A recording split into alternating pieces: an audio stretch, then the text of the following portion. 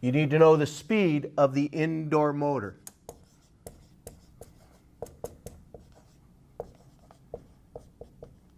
And you need to know what your static pressure is on a unit. So, when you go to a customer's house, you only have two pressures in an air conditioner. You got what they call static pressure. Static pressure is the air that goes in all directions. Then you got velocity pressure. Those are the only two pressures you got in a duct. Static pressure, which is the air that goes in all directions. Then you got velocity pressure. Velocity pressure is the air that moves forward. It's like when you're driving down the freeway and you stick your hand out the window, that air hitting your hand is called velocity pressure. Okay? I want to make airflow real simple for you. All you got to remember is the higher your static pressure is, which is the air that goes in all directions, the higher the static pressure is, the less air is moving through your unit. Okay? So, if I was to get a balloon right now and I was to air it up with my mouth and fill it up, I'm filling it up with static pressure. If I let go of the balloon and it starts flying around the room, that air coming out of it is velocity, okay, which is the speed of the air. And then you got CFMs. CFMs is how much air is going through your ductwork. So, this here is called the Magna Helix. Most of your Magna Helix got two hoses and two probes. These two probes are called static probes. They're sealed on the tip. They got two tiny holes on the side. These are to read your static pressure, which is the air goes in all directions. That's why the holes are drilled on the side. On your Magna Helix, when you buy one, it's either going to be a plus or a minus written on it. Or it's going to have a plus, it's going to have a plus and a minus, or it's going to read low and high. Okay? So this is what you're going to do. You're going to go to the customer's house. You're going to drill a little hole right here on your return and your supply. Okay? These are your plenum boxes. They're just two boxes mounted to the air handler where you hook up your ductwork. So you're going to drill a little hole, just big enough to stick your probe in here. Just big enough to stick this probe in, about a 1/4 inch hole. Okay? On both sides. Then you're going to get your probes. You're going to get both probes. Now listen, everything in front of this motor, the blower motor, is plus positive pressure. So it's either going to be plus or high. That's what your Magna Helix is going to read. It's going to have a plus or a high stamp right on it. A digital Magna Helix is called the manometer. A digital one is called the manometer. A Magna Helix with the analog, which is a needle, that's called the Magna Helix. So we're going to get the high side gauge. The high side hose, which says right on my Magna Helix, it says plus, and I'm going to get this hose and I'm going to stick it in that hole. And I'm going to go with the airflow. My airflow is going in this direction. This is my return. I'm going to stick this probe and I'm going to face it and go with the airflow. I'm going to get my other probe, which it says right on the Magna Helix, negative. So anything behind this motor, it's going to be negative pressure or low. So when you get your Magna Helix or your manometer, it's either going to have these symbols, the plus and the minus, or the low and the high. Up the front of the motor, positive pressure, plus or high. Behind the motor, negative or low. So I'm going to get my high side, I'm going to stick it in the probe, and I'm going to go with the airflow. You can either go with the airflow or you can go against it. What you don't want to do is put it in like this. We don't want the velocity pressure, which is the air moving forward. We don't want it going into those little holes. So you could either point it this way and go towards the airflow, or you can go with the airflow. So we're going to stick one in here. We're going to go with the airflow. We're going to get the other probe, and we're going to stick it and go in here. So we're going to have both probes in here. So you can either go like this, or you can have them both going like this. So we got both probes in there. When we stick both probes in the unit's running. Fans on. On the top of this gauge, you're going to read a number. So I'm reading a number up here. That number up there is called my total external static pressure. And here's my Magna Helix, and I'm reading 0.80. Okay? Now, I'm going to get the paperwork on the unit. Okay? This is the paperwork. You're going to need the paperwork on the unit. Every unit's got different. This here is called a blower performance chart or curve chart. This is how you find out how many CFMs a unit's putting out. So, the way you read this, it's real simple. We got to find, on this particular sheet, you got to find the model number. Okay? Remember I told you, we got to find the tonnage. And then we got to find the speed of the motor. Then we got to find static pressure. So, first thing you got to do is when you get this, find out what tonnage the unit is. You get the model number of the unit, and it'll tell you what tonnage it is on there. If you don't know how to read the model number to find the tonnage, you can call any supplier. Anybody that sells air conditioning parts, you give them the model number, and they'll tell you what tonnage the unit is. So, this unit here is a 5-ton. Okay? So, I needed to find the speed of the motor. So what I did before I turned this unit on, I took the panel off. You're going to have to physically take the panel off before you start the unit up and see what speed your fan is put on. Okay? You got most of your blower motors are 3-speed and 4-speed. Usually black is high. I'm sorry, black is high. Yes, black is high, red is low. Usually. But you're going to have to physically take the panel off, see what wires hooked up to an indoor fan relay or a control board. Most of your boards will say cool on it. See what color wires on there, and then you're going to have to look on the schematic, and the schematic will tell you what color wire is what speed on the motor. So I already took the panel off. I saw that my blower motor was set on high speed.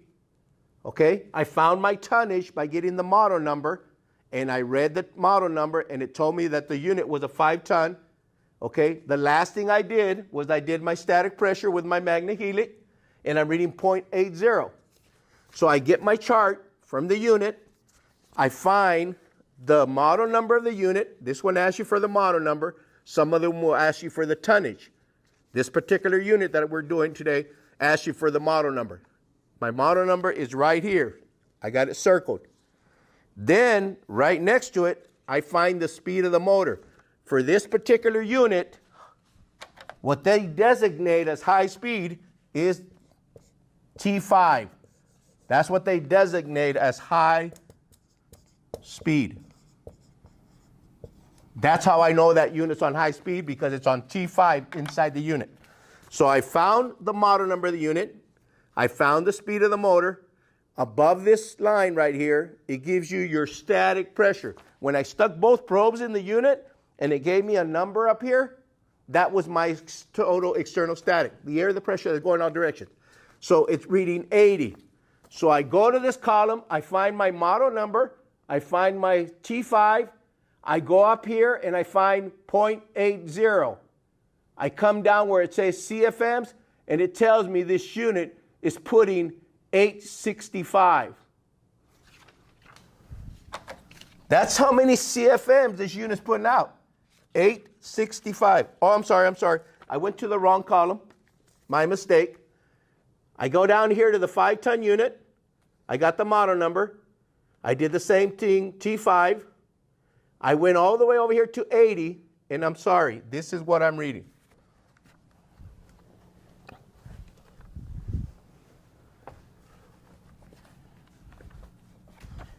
Okay, I'm reading, this is what the unit's putting out.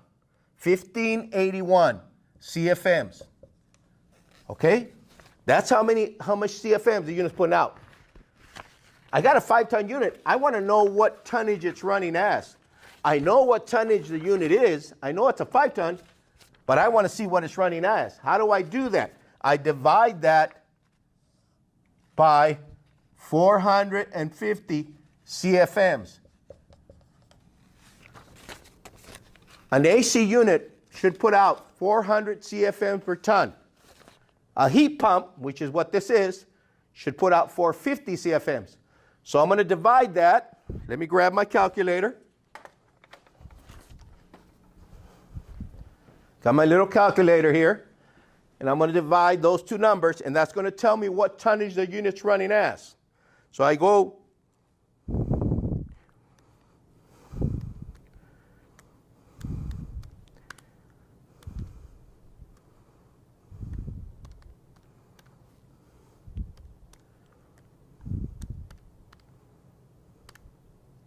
okay, so all I did, guys, is I took my 1581, divided it by my 450 CFMs, and it tells me this unit is running as a 3.5 ton.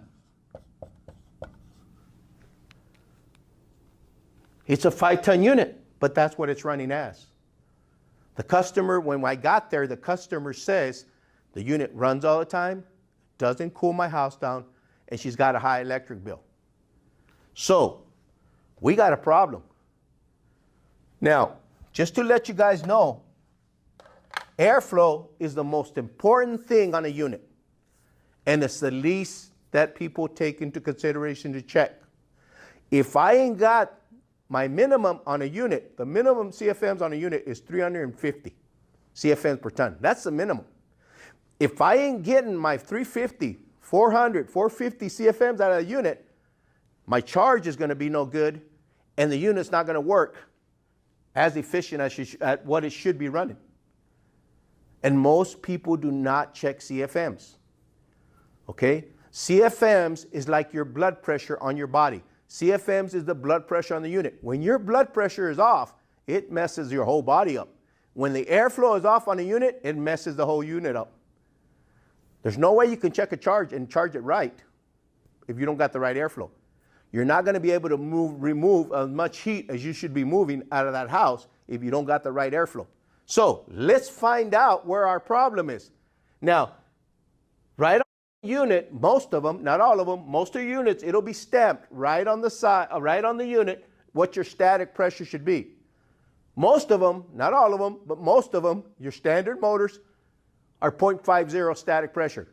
Your variable speed motors, most of them are 0.80 static pressure, which is what you should read on your Magna Helix. I'm reading 80. So now I got to find out what's causing my airflow problem. Is my problem on the front of the motor, or is my problem on the back of the motor? Real easy way to find out. Watch this. I'm going to get my Magna Helix. It's still sitting up there, right there. I haven't taken it off. I still got my probes in there. I'm going to grab one of these hoses. It doesn't matter which one. And I'm going to take this one off. I just took off this hose off the meter. And now I'm only reading this side. And on this side, right here, on this side, I'm reading 30. No, I'm sorry. I'm reading 50 on this side. I'm reading 50. Let me fix that for you real quick.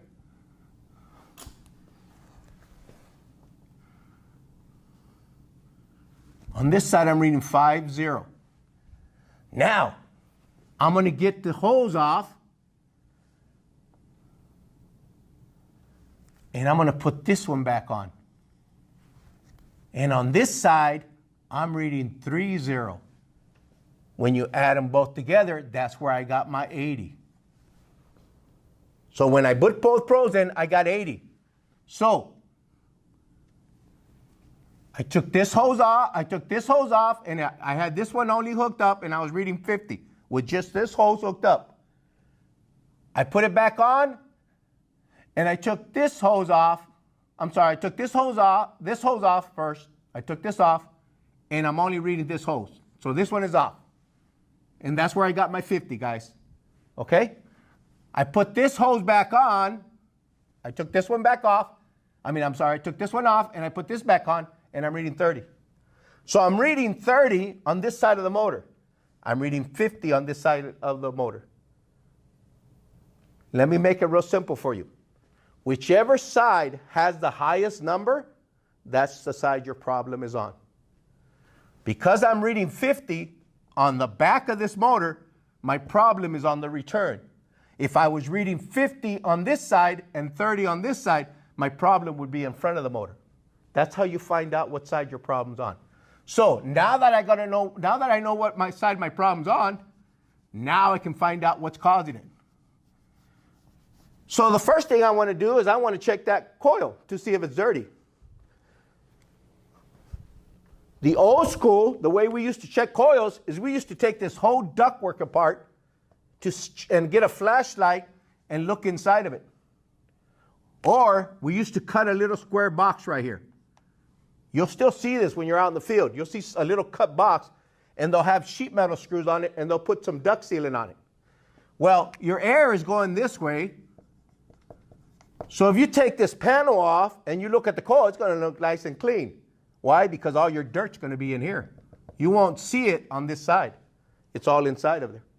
So the way we used to do it, we used to take this plenum box off, and we would look to see if the coil was dirty. Or we would cut a square little box with our sheet metal snips, and we would bend it, and we would get a flashlight and to see if the coil is clean or dirty.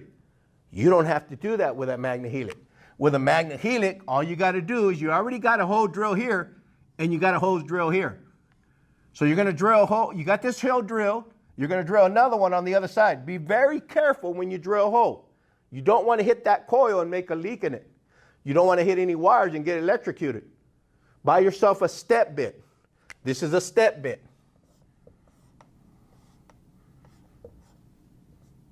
Comes with little notches here, and they've got sizes, 1/2 inch, 5/8. I'm just making up numbers.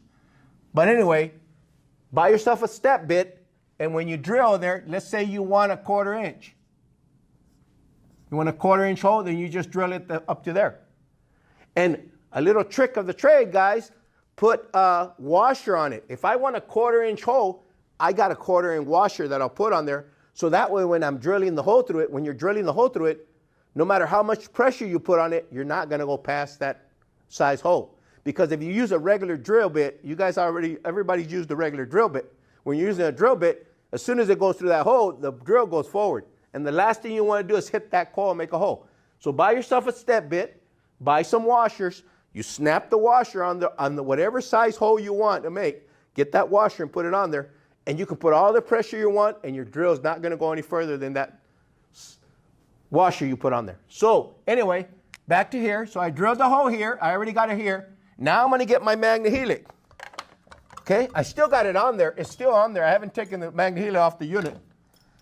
I get both probes, and I stick both probes inside the unit on both sides of the coil. It's going to give me what we call a pressure drop. So right now I got my meter across it. Here's my meter.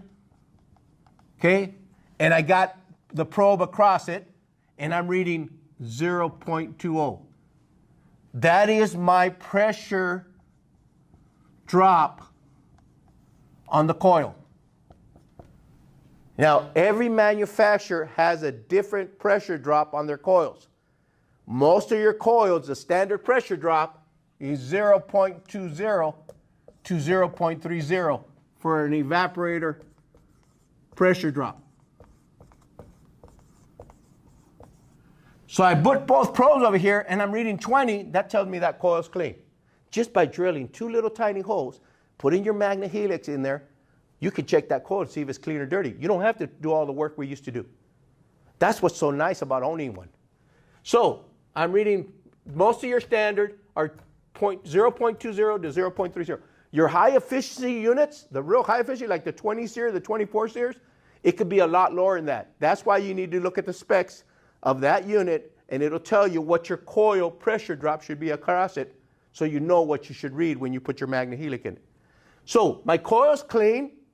The only thing left to check is my flex duct. The nice thing about flex, guys, it'll have on different places where the size of the flex is.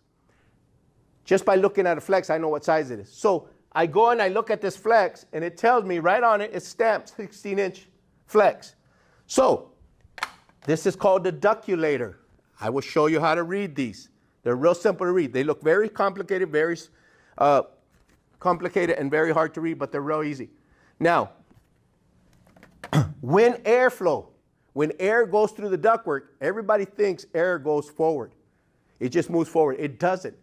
When air goes through the ductwork, it goes in a spiral, like a circle. And what happens is, when it hits the sides, it slows down the airflow.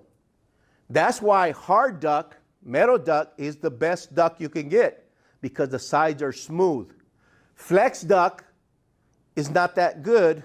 Let me change it. It's not as good as hard duct, because flex duct basically is just a spiral wire with the insulation covering it. That aluminum foil you see covering it, inside it's got a wire that goes like this. Well, it's got little lips on it.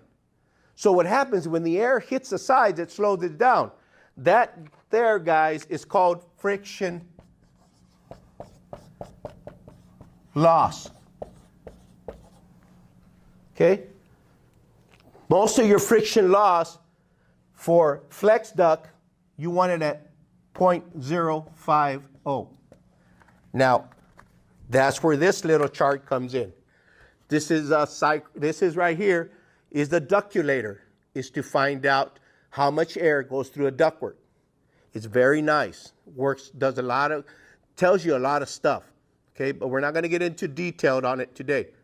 Okay, so I'm going to show you how to read it. It's real simple. A basic reading on this particular job we're doing. So I'm going to here. If you'll look at this yellow window here, that's where you get the size of the flex. So you find the size of the flex, what's stamped on it, or you get one of those rope measuring tape that they use for clothing, wrap it around and see what it measures. So I looked at this flex and it measures 16 inch. So this yellow window here, it says round duct diameter, and I'm going to go to the 16 inch. Up here in this blue part, it says friction per 100 feet of duct, my friction loss. How much the air is going to slow down because it's hitting the sides. And I'm at 0.50 on this particular unit. So at 0.5, so I lined up my 16 inch. I found my 0.50. I did 0.05. I'm sorry. You're not supposed to have that little zero there. That's my fault. I'll take care of it. There we go. So 0.05. So I find my friction loss up here of 0.05. And right above it, it tells you how much air should go through that ductwork. At 0.65, at 16 inch, 1,000 CFMs. That tells me that this flex can only suck up or bring into the unit 1,000 CFMs. How many CFMs does your 5-ton put out? Your minimum is 400, 350, 400. Standard is 400. That's what everybody likes to see, 400 CFMs. So 4 times 5, this 5-ton unit should put out 2,000 CFMs. That's what that blower motor puts out. So there's my problem. And I got a unit that puts out 2,000 CFMs, but I'm only getting 1,000 CFMs into it. So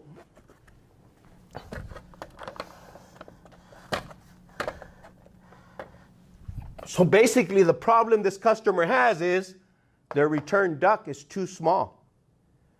So we got to put a bigger return on there. That's why she's complaining about a high electric bill. Her unit don't shut off and it don't cool the unit. Now, if you were to not check this ductwork, and this is what I tell my students all the time, if you were to not check this ductwork and you just check the unit, you would find nothing wrong with the unit. And you would tell the homeowner, ma'am, there is nothing more wrong with your unit. It's not our job as a technician, AC technician, to check the ductwork or fix the ductwork. Let's put it that way. We're not installers. That's the installer's job. But if the installer messes up his work, it messes up our work, and we're the ones that look bad. So you would go to this customer's house, you would check the unit like you're supposed to, like you were taught in school. You find nothing wrong with it, okay? You tell the homeowner there's nothing wrong with it, and you leave, and she's upset with you. because nobody knows their unit better than the homeowner. She's the one that's paying that high electric bill. She is the one that's sweating in that house, and her unit don't shut off, and you, the expert, are telling her there's nothing wrong with the unit. Okay? The basic understanding you should have and you should know is how to check to see if the ductwork's the right size. It might not be your job to replace the ductwork or install it, okay? Install new ductwork. Might not be your job, but you should have enough experience and understanding to know when something's wrong with the ductwork. And that's what we teach you in this classroom.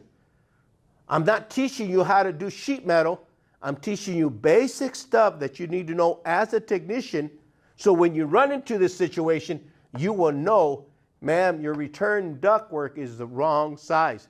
Your unit's working fine, you just got too small of a duct. We need to replace it. Then you would call your shop and your boss, tell them, hey boss, we need to replace the return on this unit. And your mentality should be, this is what I tell my students all the time, your mentality should be, this is your system. This whole thing right here, the ductwork over here and the ductwork over here, everything, that's the system. That's the mentality you should have, not this is my system. That box right there.